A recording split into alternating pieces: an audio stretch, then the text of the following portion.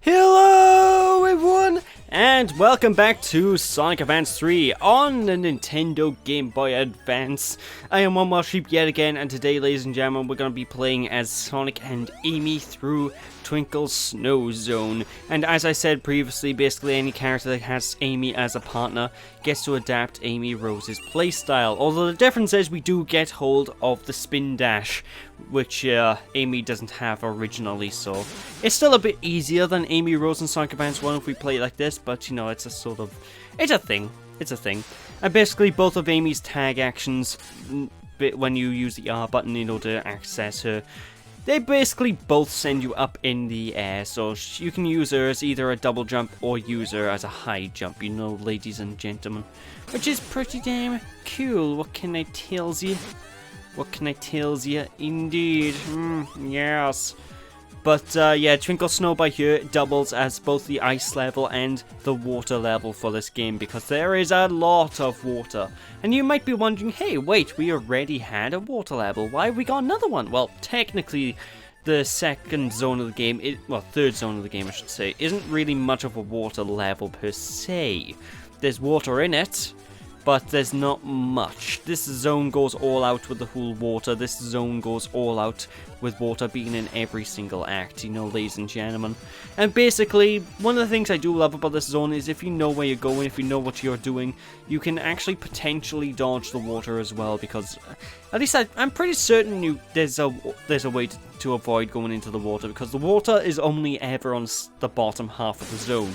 So I assume if you're able to stay high up in the air, then you will also be able to, basically I'm assuming if you stay high enough, you'll be able to ignore the water entirely, you know, ladies and gentlemen, but I could be wrong with that. I could be wrong indeed. Yes. Oh my. Tally ho, Bean. Yeah. But one thing is kind of unique whenever you're playing as with Amy and Sonic as well is whenever you actually got the two partners idling, you can actually see Amy standing next to Sonic, and she will sort of have these hearts popping out her head, because she's so infatuated with Sonic, which I think is a neat little touch. And whenever you're actually going on a grind rail when you are playing as Sonic himself, you will actually have access to a surfboard. It does nothing. It's literally the same as grinding on the rail normally, but it's a neat little extra graphic that you can get. You know, you probably saw it for a split second there before I jumped off and got clipped by this penguin motherfucker. But yeah, you know, there's a neat little graphic you can get. You know, it's got a nice surfboard. I kind of dig it. What can I tell ya? What can I tell ya? Indeed. But yeah, I absolutely adore the soundtrack in this zone. Like I said, the soundtrack in this game is phenomenal. I wasn't lying when I said that. And this zone is no exception. It's very funky, it's very catchy, and it definitely feels like a snow level, which I dig. It's definitely no Diamond Dust Zone from Sonic 3, because that zone was pretty damn legendary in terms of its soundtrack. Well, the Mega Drive version was anyway. I can't really remember the Saturn version off the top of my head, but the Mega Drive version of Diamond Dust Zone is probably my favourite ice level theme in a Sonic game. Or Ice Cap. You know, Ice Camp is a bit overrated these days. You know, it's overrated for a reason. It is a good theme. What can I tell you? But I digress indeed-o. But of course, like I said, you play as basically Sonic Advance 1 Amy playstyle whenever she's your party member, whenever she's your partner. So you do need to pay attention to when you jump, and you do have to make sure that you press the B button whenever you are jumping. Otherwise, you won't curl up into a ball and you will not be able to hurt enemies. So just be careful of that. And I'm pretty sure you don't curl up into a ball permanently, but I could be wrong with that. I can't recall off the top of my head. What can I tell you, ladies and gentlemen? What can I tell you, indeed? Anyway, with Knuckles as your partner, Amy gets this massive fuck-off hammer, and that's basically all that's different. She just gets a massive hammer. Woo. And her sort of spin dash ability is kind of a half spin dash, so instead of doing the basic hop ability, or instead of doing the normal spin dash, it's like a super peel out, really, what Amy gets, which I do appreciate. What can I tell you? Although one thing I will be honest about is this zone by here is it's the hub world is a little bit awkward to traverse. I will be perfectly honest. It's not the easiest hub world in the world to traverse. What can I tell ya? What can I tell ya? Indeed. Yes. But anyway, we're swapping to Tails and Amy before entering this zone because I do believe that it's the better team combo to go with. But whenever you're playing with Tails and Amy, I do believe Tails has Tails has the ability to use his hammer while flying, which I think is pretty damn handy, is pretty damn dope.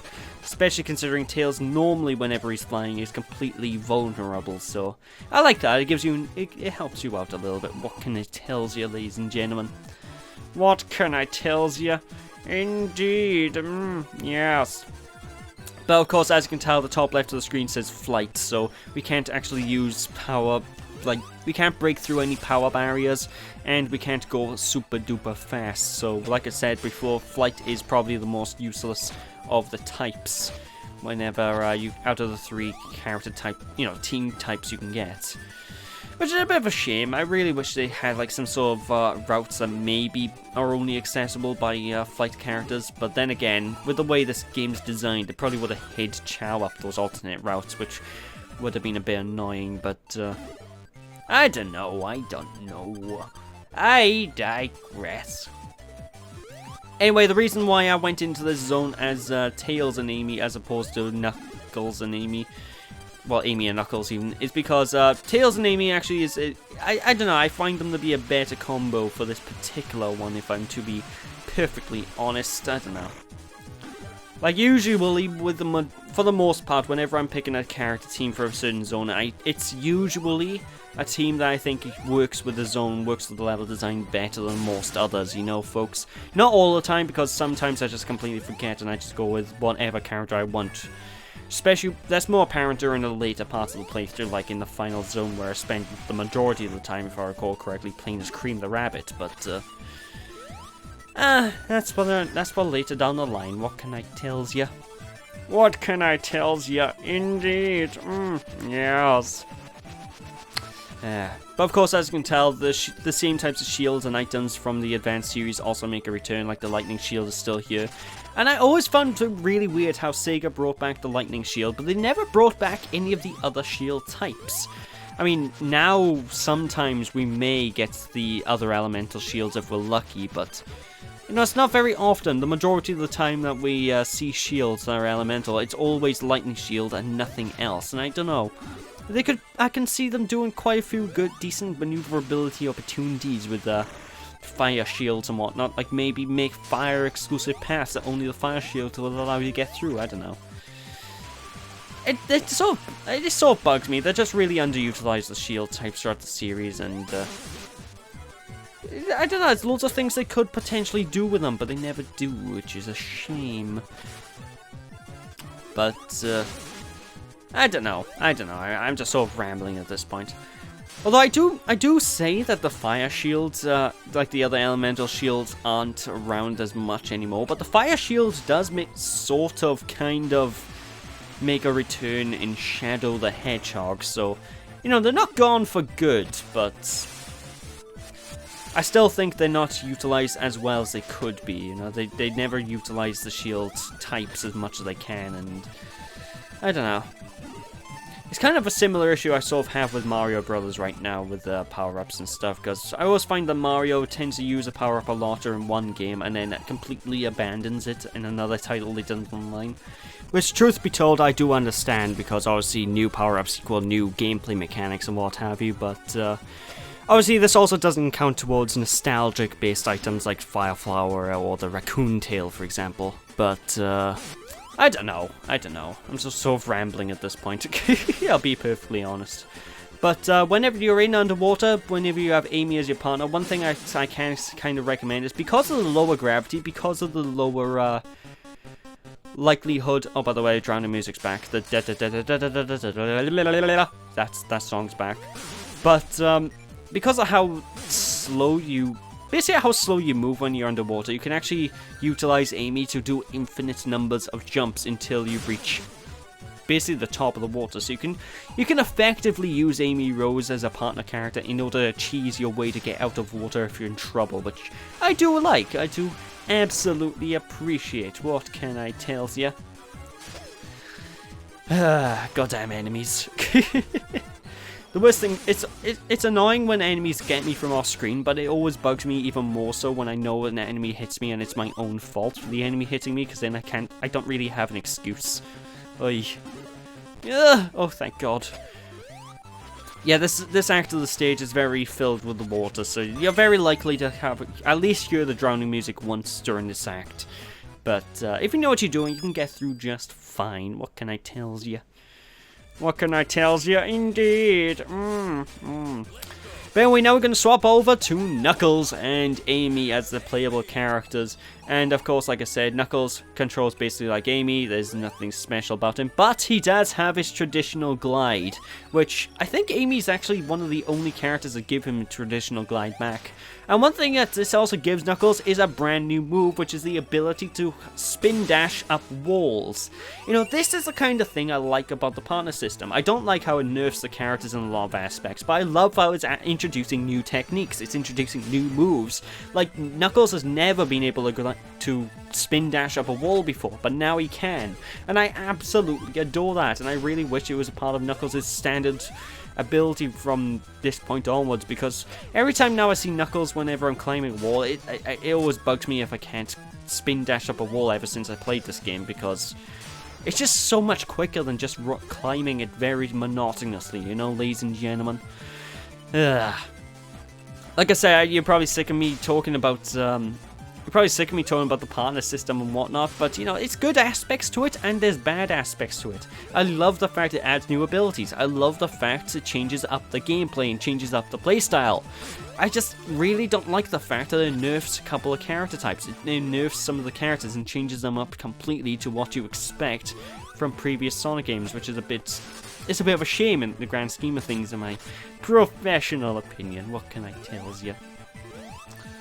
But I digress indeed-o, ladies and gentlemen. But this zone by here, this is around the point where the game's really going to start ramping up in difficulty, I will be perfectly honest. This is around the point where the game's going to go, okay, training wheels are going off, son. Which is kind of neat. But one thing I will give Twinkle Snow credit for, even though the basic difficulty of the stage is actually increasing, there's less instances of insta-death, there's less crushing instances, and there's less bottomless pit instances compared to previous zones. So you don't have to worry nearly as much as you used to previously, which makes this one of my more liked zones in the entire game. It's just a shame it's a water level. Which I don't mind anyway, because the water... Like, I guess it's kind of similar to Ocean Base in that it's a water level, but not a water level. Like, Ocean Base, there was like one instance of water in the entire stage, give or take, maybe 2 instances, but I don't know. This game isn't very water focused, you know, ladies and gentlemen. There's not many instances where you are going to be under the sea, which I do like indeed-o.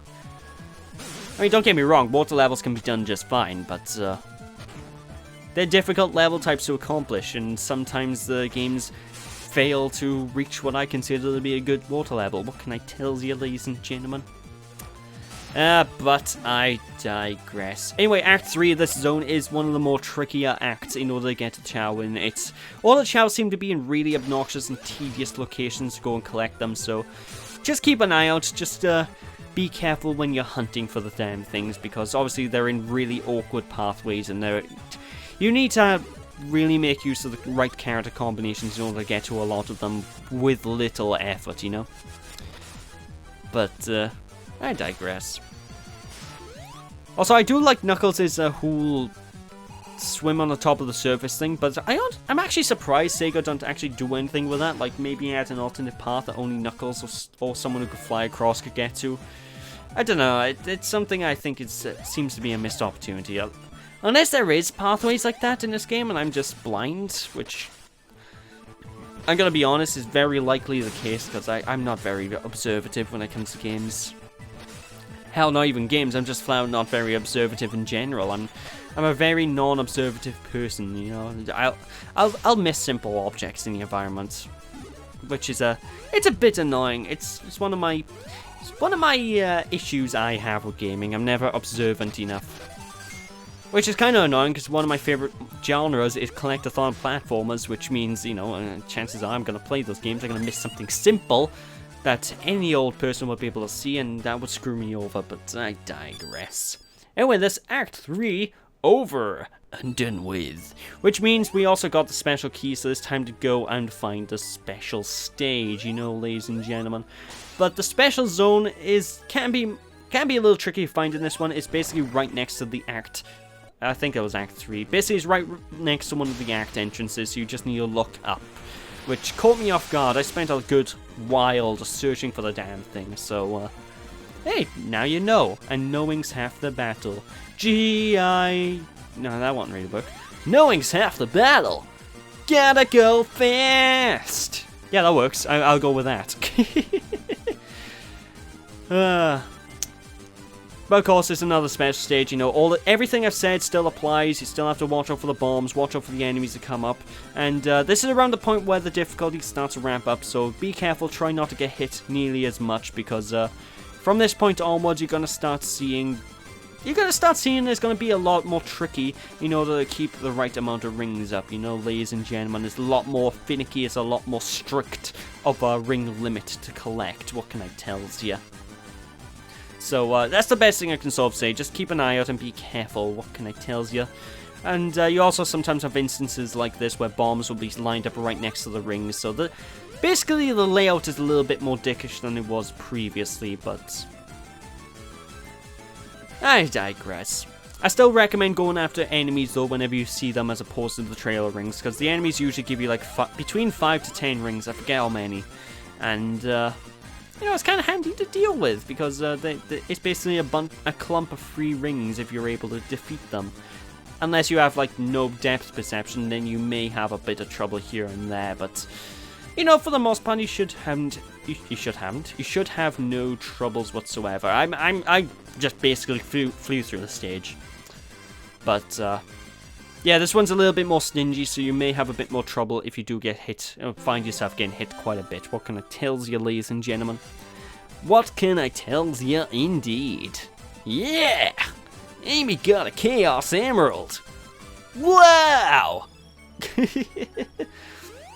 But anyway, I'm swapping over to Knuckles and, well, Sonic and Knuckles right now. And actually, one thing I do kind of like about the art style by here, if you look at the character icons down the bottom left, it actually looks very similar to the actual artwork for Sonic and Knuckles, if anyone's owned the box or seen the box art of that game. Like, I remember, I think I have the box art around, the box of the game around here somewhere, but I used to love the artwork because, I don't know, I always found the logo of Sonic and Knuckles with a black background and Sonic face merged in with the Knuckles face. I always liked that, found that amazing. But in this boss, you're gonna die a hell, and I mean a hell of a lot, ladies and gentlemen, as you can clearly tell. But I do recommend having Knuckles in your party for this one, because Knuckles does have an upper blast attack, like a super jump. Because this boss is a platforming boss in every sense of the word. This is something I can actually see Mario utilizing. And basically, all you need to do is dodge the spiked ball whenever it comes at you, and jump from platform to platform. And whenever you jump off one of these platforms, they will land... they'll basically drop. So basically, you need to jump on the platforms, wait for Eggman to be underneath you whenever possible, and try to land these on his head until he goes down. I absolutely love this boss fight, but it is insanely difficult. But it's such a fun challenge. I don't know, I absolutely adore this boss fight, and I did die a hell of a lot while fighting him, but you're going to pay for this! Yeah, whatever you say, Eggman. I don't know, I just think it's a fantastic challenge, and it's one of the better bosses in this, not the series, but in this game, you know, ladies and gentlemen. But with that, that is Twinkle Snow over and done with, so thank you all for watching, hope you all enjoyed, don't be sheepish people, and I will catch you all next time. So yeah, thanks for watching, and I'll see you after. Bye!